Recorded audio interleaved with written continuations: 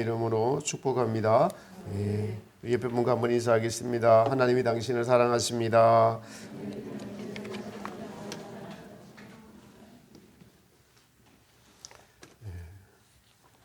어제 우리 박은정 집사님 장녀 유래린 결혼식에 성도님들 많이 참여해 주시고 다녀왔습니다. 기독교 예식으로 치루어져서 은혜가 있었고 저도 마음껏 기도해주고 축복해주고 왔습니다. 한 자녀가 장성해서 결혼을 하기까지 주변의 수고와 희생이 따릅니다. 부모가 얼마나 애써서 힘써서 키우고 입히고 재우고 먹이고 바른 길로 가르치고 그리고 이제 짝을 찾아서 결혼하는 것을 보면서 부모의 희생을 다시 한 번 더 생각을 하고 저는 거기서 또 결혼식 하니까 천국의 혼인잔치가 생각이 났습니다. 예수님께서도 신부들을 지금 택하고 간택해서 신부들을 만드시고 있는 것들을 생각이 나고 마음이 잠깐 천국적이 되어서 결혼식에 참여해서 제 마음이 좋았습니다. 우리의 영적인 부모님은 하나님이십니다. 그 하나님은 우리를 위해서 아들 예수님을 이 땅에 보내주시고 또 우리를 위해서 그 아들을 희생하셨죠. 아들 예수님은 아버지의 뜻을 따라서 순종하셔서 십자가를 지시고 우리를 위해서 십자가에서 피를 흘리고 죽으셨습니다. 사랑하는 성도 여러분, 믿음은 하나님의 창조주 되신가 우리의 죄를 위하여 이 땅에 오신 예수님을 믿는 것이 믿음입니다.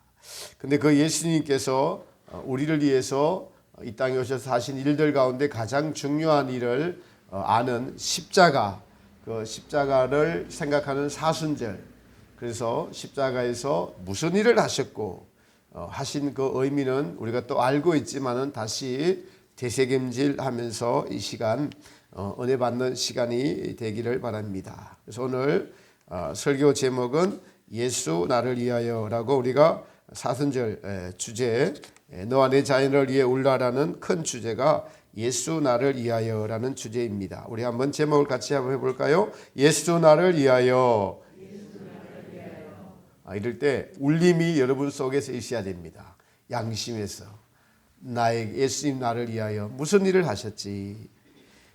예수님 나를 위하여 십자가를 지셨습니다. 십자가는 예수님이 직접 지고 가시고 거기에 달린 장소입니다. 나무 십자가 자체에 의미가 있지는 않습니다. 그래서 그 의미가 있지 않다고 어떤 사람들은 교회에서 십자가를 치워버리는 교회들도 있습니다. 나무 자체가 의미가 있는 것이 아니라 거기에 십자가를 볼 때 예수님이 달리셨다는 것 자체가 의미가 있는 거죠. 성경은 십자가에 대해서 나무에 달린 자마다 저주를 받은 자라라고 말씀하고 계십니다. 십자가는 그래서 사실 저주를 받은 장소입니다. 저주는 하나님을 떠난 죄 때문에 받는 죄가 모여 있는 곳이 십자가입니다. 하나님께 불순종함으로 죄가 이 땅에 들어왔고 그러므로 이 죄는 저주를 받아야 마땅합니다. 여러분 혹시 살아가면서 남을 저주하거나 남에게 저주 받아본 적은 없는지요? 아니면 자기 자신이 내 인생 왜 이 모양이야 라면서 자기 자신을 저주해 본 적은 없으신지요? 저주는 세상에서 최고의 형벌을 선언당하는 것이 저주입니다. 그러므로 이 죄는 저주를 받아야 합니다. 죄는 다른 것이 아니라 하나님을 믿지 않고 하나님의 뜻을 알고도 행하지 않는 모든 것들이 죄입니다. 이 죄가 저주를 받아야 한다는 사실은 우리가 지식으로만 알고 있습니다. 이것이 여러분 안타까워해야 됩니다. 주여 주여 저는 죄인입니다. 나 이 죄가 저주를 받아야 한다는 사실을 우리가 얼마나 알고 계시는지요. 미국의 어떤 도시에서 20대 젊은 여자 한 분이 이웃의 부탁을 받고 개를 돌봐주러 갔다가 개에게 얼굴 그냥 800번이나 물렸대요. 800번이나. 그 아름다운 얼굴이 얼마나 망가졌겠습니까? 수술을 18번이나 했는데도 얼굴이 흉측합니다. 얼굴이 너무 흉측해졌지만은 얼굴이 저주를 받은 거죠. 근데 그녀는 그 가운데서도 소망이 있어요. 왜냐하니까 남자친구가 떠나지 않고 위로를 해주고 있고, 그리고 자기의 꿈인 개 사육사가 되기 위한 꿈을 버리지 않고 있다고 뉴스에 나왔습니다. 개에게 물리는 흉측한 사고를 당했지만은 저주를 받았지만은 꿈이 있기 때문에 소망이 있는 거죠. 얼굴을 수술하면서 좋아진다는 희망과 남자친구가 나를 버리지 않았다는 현재의 위로, 그리고 꿈이 있기에 사고 당시에는 저주를 받은 듯 보였지만 꿈이 있는 그녀는 얼굴은 형편없는데도 웃고 있는 모습이었습니다. 그런데 이 저주 자체는 희망과 소망이 없는 것입니다. 여러분, 영원한 형벌을 받는 것이 저주이고 지옥이 저주이죠. 그 저주를 예수님이 십자가에서 저와 여러분들을 대신해서 당하셨습니다. 예수님 나를 위하여 십자가를 지셨습니다. 우리의 죄 때문에, 우리의 욕심 때문에, 우리의 자기중심적인 사고 때문에. 근데 우리가 이것을 지식으로만 알고 고치지 않으려고 하는 이유는 십자가의 그 의미와 사랑을 깊이 있게 깨닫지 못해서 그렇습니다. 주님의 희생을 깊이 있게 생각하지 않는 철이 없는 그러한 신앙 때문에 그렇습니다. 우리가 철 없기 때문에 그렇습니다. 우리가 철이 있다면은 부모의 입장을 생각해 보고 상대방의 입장을 생각해 봅니다. 그래서 그 고마움을 아는 것입니다.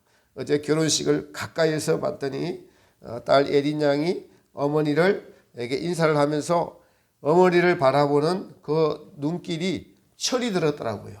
어머니를 키워주신 것에 대한 고마움, 또 혼자 되신 어머니를 두고 간다는 그 눈빛에 저 아이가 이제 철이 들었구나라는 것을 제가 봤습니다. 여러분, 우리도 십자가 밑에 가서 십자가가 나에게 무슨 의미가 있는지 생각하면서 철이 들어야 됩니다.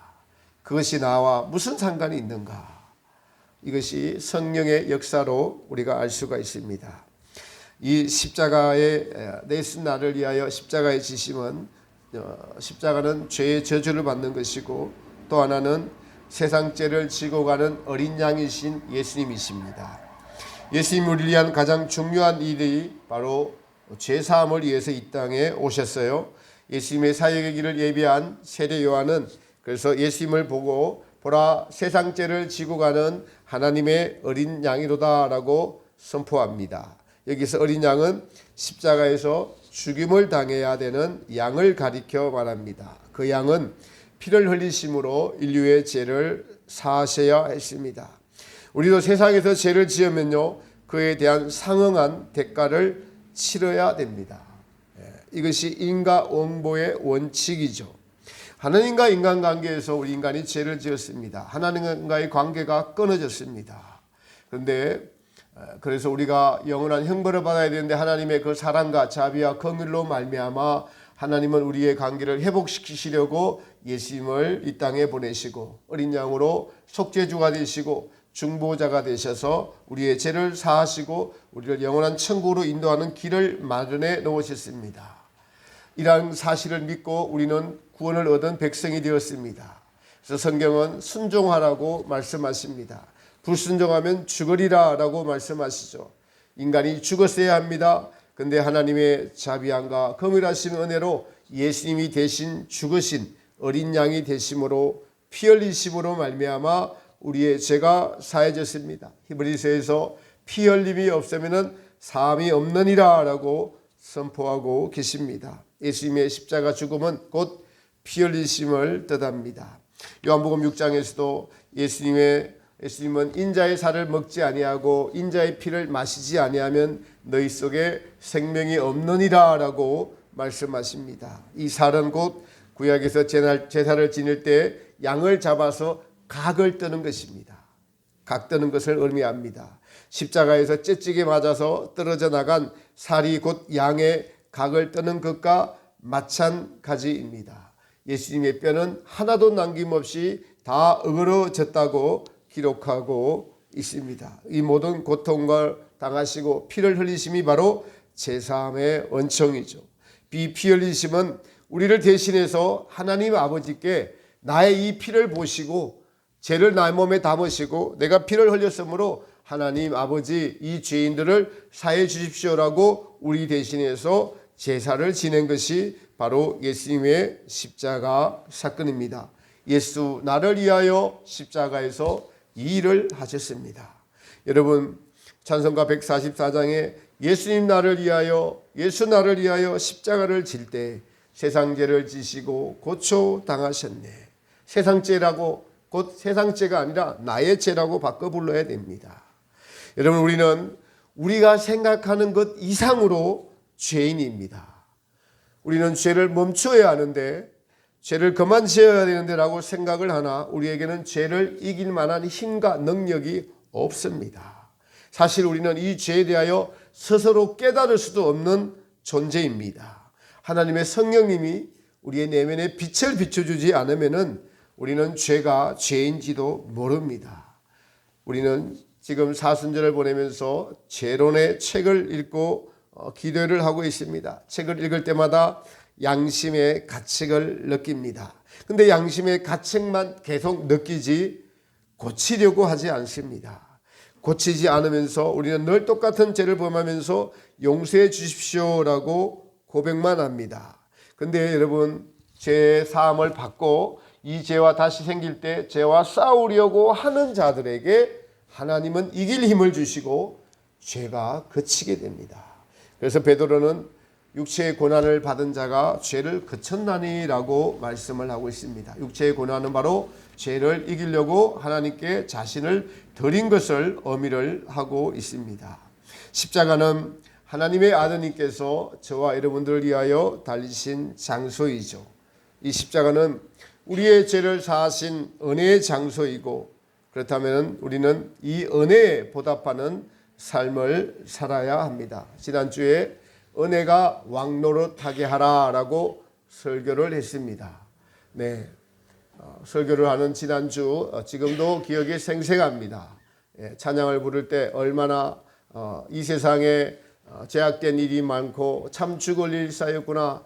주 예수의 구원의 은혜로다. 참 기쁘고 즐겁구나. 너무나 은혜가 되어서 다시 한 번 더 불렀습니다. 눈물이 쏟았습니다. 은혜가 충만했습니다.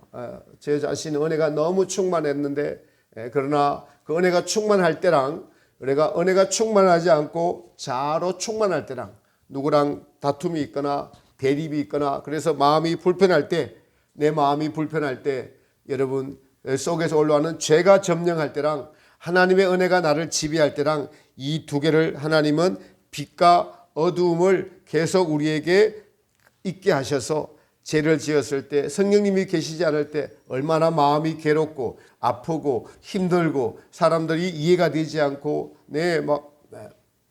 나를 우습게 아는 것들에 대한 이 분노들이 올라오는 이 죄가 지배할 때의 죄의 상태와 주 예수의 구원의 은혜, 죄를 사해 주신 그 은혜가 너무나 감사해서 눈물을 흘리고 또 그것에 감사하고 그래서 평강이 오고 다시 주님을 위해 살겠다고 고백하고 했을 때의 그 은혜의 시간대랑 죄가 지배할 때랑을 자꾸 비교하시면서 하나님은 우리에게 빛이 무엇인지 은혜가 무엇인지 십자가의 그 구속의 은혜가 무엇인지 경험케 하시면서 죄를 미워하고 선에 속한 자가 되기를 원하는 은혜를 우리에게 베풀어 주셔서 하나님께로 한 걸음 한 걸음 나아가게 하시는 것이 주님이 저와 여러분들을 향한 하나님의 귀한 은혜입니다. 여러분 모두가 지금 주님 앞에 나온 것은 믿음이 있어서 나오셨어요. 우리가 교인의 의무인 11조도 하고 주일헌금도 드리고 성가대로 정말 힘을 다해서 영광 돌리고 교사도 하곤 합니다. 그러나 우리가 진짜 십자가 밑에 나아가서 예수님의 은혜를 생각하면 우리는 지금보다도 힘써서 섬겨야 할 줄 믿습니다. 예수님 나를 위하여 예수님이 나에게 해준 것들에 대한 사랑을 아는 분들은 그 사랑이 저 하늘보다 깊고 저 바다보다 저 하늘보다 높고 저 바다보다 깊다고 하는데 우리가 그 사랑을 아는 하나님의 자녀들이 되으려고 힘써야 함이 마땅하지 않을까요? 이 일 자체가 우리의 힘과 능력으로 되지 않습니다. 그런데 우리가 조금 순종하면 성령님은 많이 도와주십니다. 우리가 조금만 순종하면 성령님은 많이 도와주셔요. 그래서 우리를 도와주시면서 깨닫게 하시고 우리의 연약함을 위해서 탄식하시는 성령님의 소리를 듣게 하시고 또 은혜를 주셔서 순종할 수 있도록 도와주십니다. 제가 설교 준비를 할 때마다 저는 은혜를 풍성하게 받습니다. 설교 준비를 하면서 눈물을 흘릴 때도 많습니다. 얼마나 은혜가 큰지요. 정말 은혜가 왕노릇하는 그 은혜가 우리를 이끌어가는 회개하는 심령, 순종하는 영혼, 그래서 우리 속에서 회개하고 순종하면은 우리 마음에 하나님을 사랑하고자 하는 마음의 갈망들이 제 안에서 일어나고 다시 한번 성령님의 은혜가 풍성하게 임하여서 우리에게 하나님의 사랑을 알고 깨닫게 하시고 십자가의 의미를 좀 더 깨달아 알게 하십니다. 저는 이번 사순절 날은 다른 어떤 특별한 절제를 하지 않고 오직 예수님과 함께 성령님과 함께 동행하는 계속적인 삶을 살자라고 저 자신에게 저 자신에게 다그치면서 그렇게 살려고 애씁니다. 그래서 새벽 기도하고 오전에 성경을 20장을 읽고 그리고 오후에 볼일을 보고 또 주 예수 그리스도의 순환의 시간들이라는 것을 들으면서 산책을 하면서 주님께 집중을 하고 저녁에 기도회를 하고 또 그렇게 저녁 시간들을 마감을 하면서 과거보다 대부분의 시간들을 주님을 위해서 드리면서 성령님이 저와 동행하시는 것을 느낄 때 그리고 때로 문득문득 하나님의 은혜가 제게 임하면서 십자가의 사랑을 깨달을 때 성령님의 충만함을 얻고자 하는 이 마음을 받으시고 성령님의 충만함을 주시는데 이제는 예수님께 바라지만 말고 예수님은 나를 위하여서 십자가를 지셨는데 나도 철이 좀 들자. 그래서 오늘 설교 제목이 예수 나를 위하여입니다. 나도 그러면 예수님을 위해서 무엇을 하고 무엇을 드릴 수 있을까?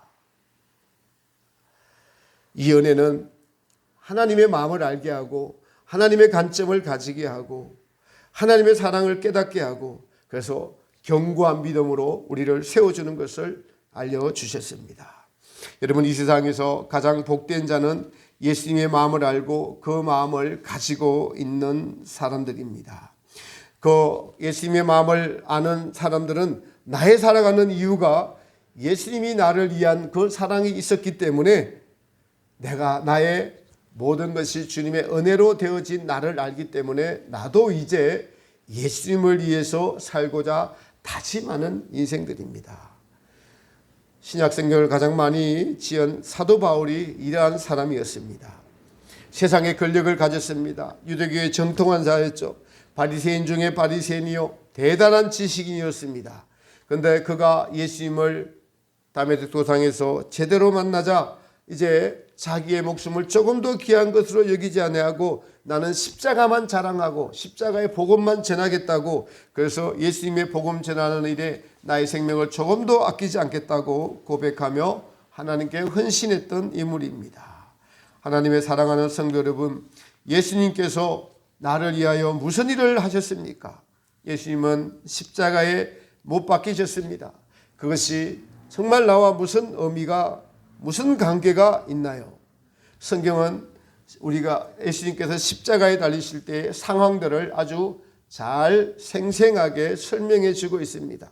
제가 이스라엘 성지를 순례를 갔을 때 저는 특별히 은혜 받은 장소가 성묘교회라고 골고다 언덕에 세워진 예수님의 십자가에서 은혜를 많이 받았습니다. 근데 그곳에 갔을 때 어떤 한 목사님 같기도 하고 수두자 같은 분이 십자가 앞에서 그 표정이 넋을 잃은 표정이었어요. 넋을 잃고 있더라고요. 그냥 넋을 잃고. 그래서 저는 그분을 좀 유심히 한번 쳐다봤어요. 제 생각에는 저분이 이런 생각을 하는 것 같아요.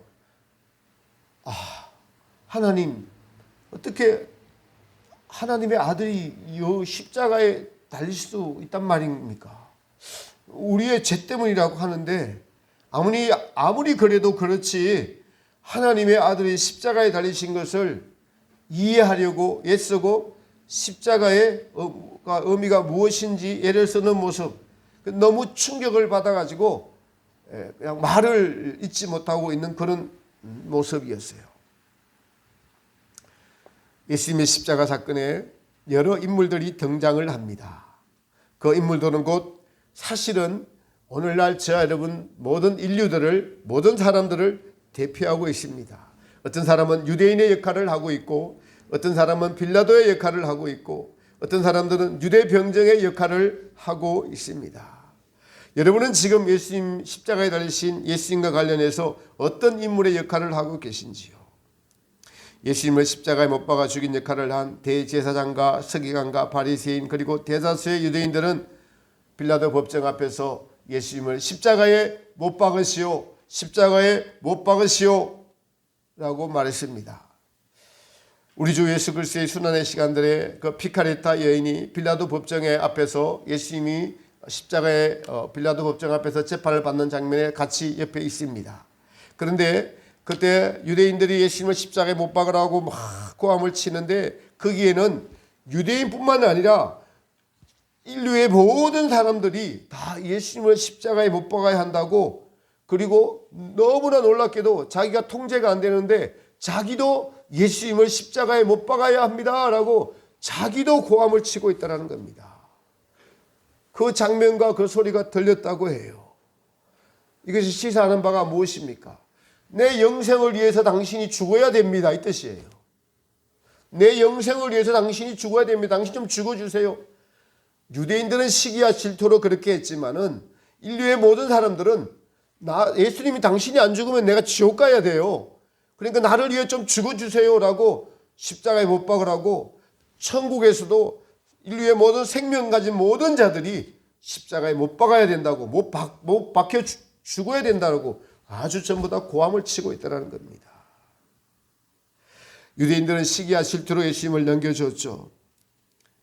인류의 모든 사람들은 다 당신이 십자가에 못 박아 죽어야만 우리가 영생을 얻을 수 있다고 거기서 십자가에 못 박혀 달라고 고함을 치고 있다는 것입니다. 예수님을 십자가에 못 박은 자 중에 하나인 빌라도는 예수님의 죄 없음을 알았습니다. 그럼에도 그는 자기의 지위가 빼앗기는 것이 두려워서 유대인들에게 책임을 떠넘기면서 나는 죄가 없다라고 스스로 선언을 했지만은 물에다가 손을 씻었지만은 그는 자기 양심을 속이는 죄 있는 자가 되어서 우리가 신앙 고백을 할 때마다 본디오 빌라도에게 고난을 받으사 십자가에 못 박혀 죽으시고라고 수없이 많은 사람들에게 여러분 이름이 불려지고 있습니다.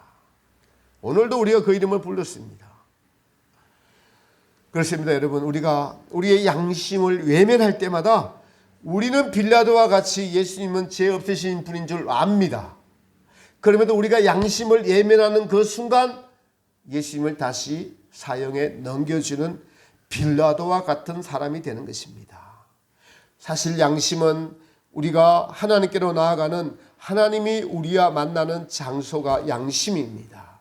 그 양심이 너를 위해서 예수님이 십자가에 못 박겠다라고 소리 지를 때 우리는 빌라도가 되어서 아니 나는 할 만큼 했으니까 죄가 없어요라고 손을 씻습니다.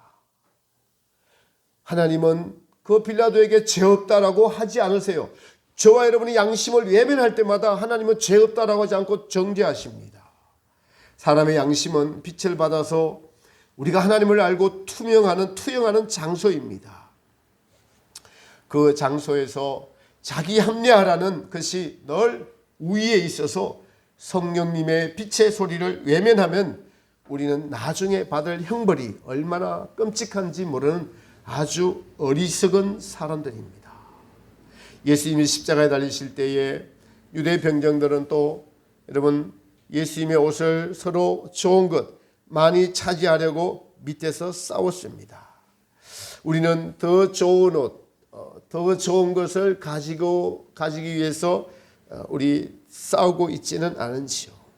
그리고 이 더 좋은 것을 가지려고 평생 살다가 죽을 때까지 그렇게 사는 혹시 인생은 아닌지요. 우리는 주님의 음성을 듣고 돌이켜야 합니다.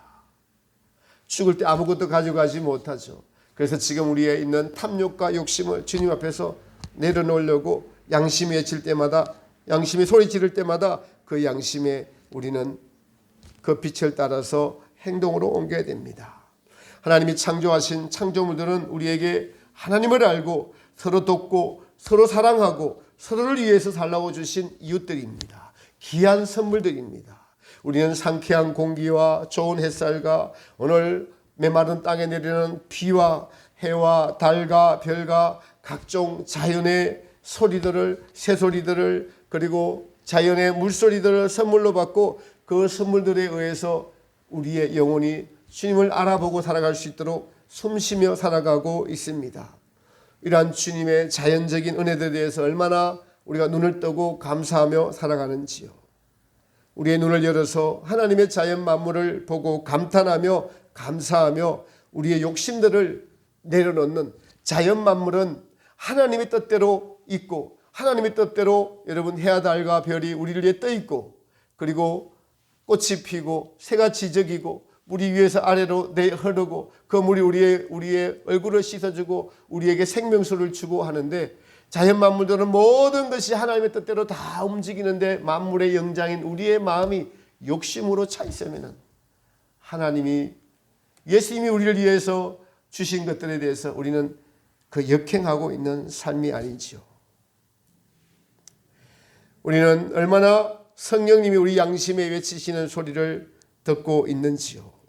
질투와 시기에 눈먼 유대인들과 장로들과 제사장들은 그 질투와 시기 때문에 예수님께서 하나님의 아들이심을 믿을 수 없었습니다. 시기와 질투는 바로 우리의 욕심에서, 욕망에서 나왔습니다.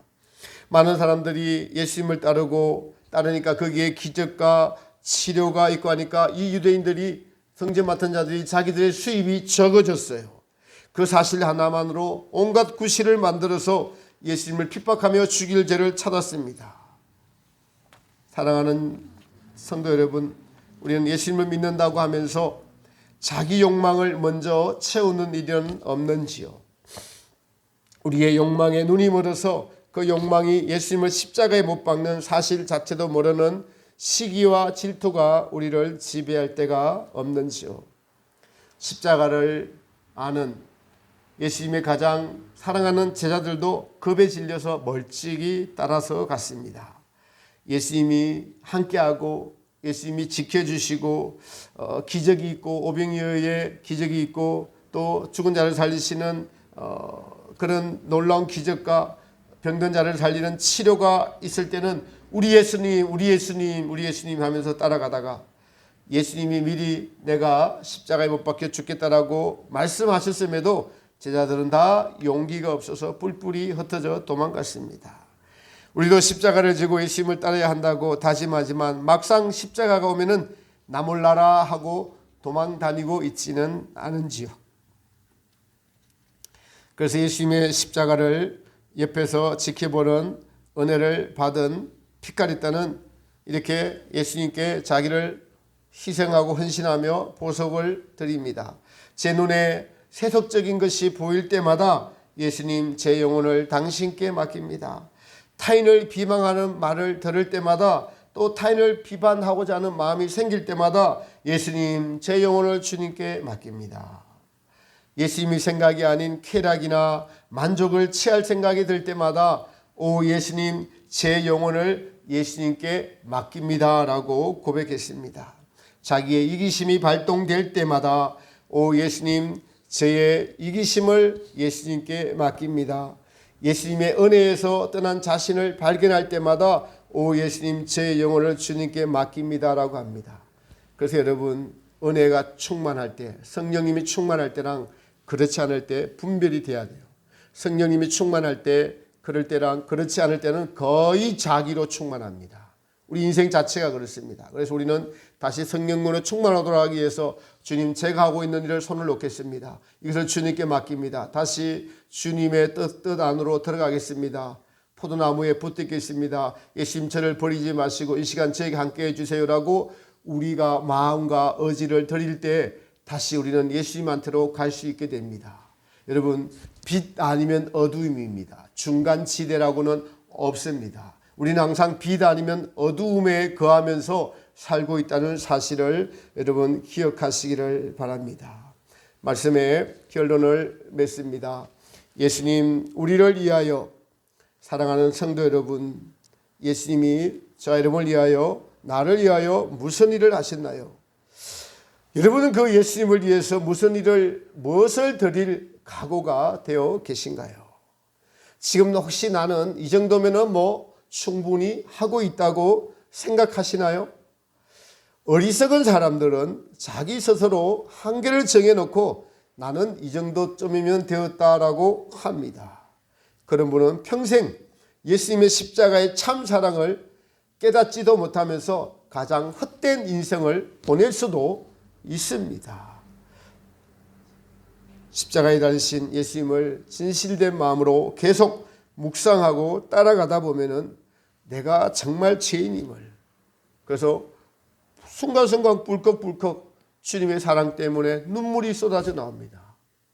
지금 죄를 짓다가도 피카르타 간 것처럼 이 죄를 주여라고 그 죄의 장소에서 다시 주님의 품으로 돌아갈 수 있는 은혜를 주실 때마다 우리는 너무 고맙고 감사하는 것이 삶의 순간순간 일어나야 됩니다. 예배 드릴 때만 일어나야 되는 것이 아니고, 우리가 주님 앞에 나올 때만 일어나야 되는 것이 아니고, 삶의 순간순간 그것이 매일 일어나는 자들, 이것이 여러분 어려운 일이 아니고, 예수님께서는 이것이 당연한 인생이 되어야 되고, 이것이 당연한 우리의 신앙인들의 삶의 자세가 되어야 된다고 우리에게 요구하고 계십니다. 그런데 우리가 그렇게 되지 못하는 이유가 주변에 그런 분들이 없어서 그렇습니다. 그러나 정확하게 성도 여러분, 우리는 밝은 빛을 들었습니다. 주님의 십자가 사랑을 아는 자들이 모인 곳입니다. 그래서 저와 여러분 모두가 이제는 평상시의 삶에서 예수님을 놓치지 않는 은혜가 있기를 바랍니다. 사순 시기는 그 은혜를 아는 너무나 좋은 시기입니다. 여러분, 십자가 밑에 나가서 우리는 이러한 질문을 해야 됩니다. 예수님, 왜 거기 지금 계십니까? 예수님 지금 왜 거기 달려 계셔요? 예수님께 질문을 하고 대답을 들은 사람들에 의해서, 그 사랑을 아는 사람들에 의해서 십자가는 개성되어지고 복음이 바로 전해져 오고 구원의 역사는 오늘도 지금 이루어져 가고 있습니다. 우리는 그 구원의 역사의 주체가 되어야 할 것입니다. 누가 그 주체가 되겠습니까? 십자가 밑에 나아가서 예수님 나를 위하여 무슨 일을 당하고 계시는 겁니까? 지금 할 수만 있으면 우리는 자주 십자가 밑에 나아가 예수님 왜 거기 계신지요? 왜 거기 계시죠? 질문을 드려야 됩니다. 우리 예수님은 너무 좋으신 분이셔서 그 질문을 하는 자들을 찾고 기다리고 계시면서 질문을 하면 반드시 응답해 주십니다. 너의 죄 때문이야. 내가 너를 사랑해서 때문이야. 그리고 오늘 또 우리에게 그 소리를 들려주시고 십자가에서 피 흘리신 모습을 보여주십니다. 십자가에서 운명하시고 난 이후에 예수님께서 십자가에서 내려오셨을 때 예수님의 어머니 품에 안기셨습니다. 피라고는 하나도 없는 온몸과 살은 다 찢겨져 나갔고, 그리고 뼈는 다 어그러진 그 몸, 그걸 끌어안으시고, 또 더더욱 여러분 예수님의 얼굴이 피와 땀으로 범벅되어 있을 뿐만 아니라 사람들이 뱉은 침으로 범벅이 되어 있었습니다. 침. 여러분, 에이 더럽다 하면서 탁 침을 뱉죠. 예수님께 그 침을 뱉은 사람들이 저와 여러분들이었습니다. 예수님은 오늘도 자 여러분들에게 이 사순 시기에 이 십자가의 의미에 대해 알려주시고 그 피 흘리신 모습을 보여주시면서 예수 나를 위하여, 여러분 이걸 볼 때마다 은혜가 있기를 바랍니다. 이걸 볼 때마다 주님 하면서 마음이 저려오기를 바랍니다. 은혜 받는 사람들이 되기를 바랍니다.